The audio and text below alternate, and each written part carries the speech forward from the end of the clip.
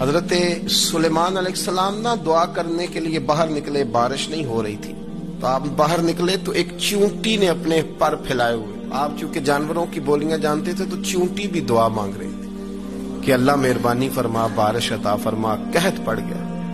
حضرت سلیمان بھی سارے لشکر کو لے کے باہر نکلے دعا کرنے کے لیے، تو رب کریم نے فرمایا سلیمان آپ واپس چلے جائیں، بارش ہو جائے گی، پر دعا نہ مانگیں، آپ جائیں۔ حضرت سلیمان نے عرض کی مالک دعا تو مانگ لینے دے، بارش کا تو نے فیصلہ کر لیا، تو دعا تو عبادت ہے۔ تو رب کریم نے فرمایا نہیں آپ جائیں، اللہ دعا تو مطلق ہر وقت تو حکم دیتا ہے، پر آج کیا حکمت ہے؟ فرمایا وہ چیونٹی کے پھیلے ہوئے بازو دیکھے ہیں نا، تو اگر آپ نے بھی دعا مانگ لی تو چیونٹی کے دل میں خیال آئے گا یہ میری دعا سے نہیں برسی، یہ تو سلیمان علیہ السلام پیغمبر کی دعا سے برسی ہے، تو آج میرا ارادہ ہے، قدرت ہے کہ بارش ملے گی، پر چیونٹی کے کہنے کی برکت سے ملے گی۔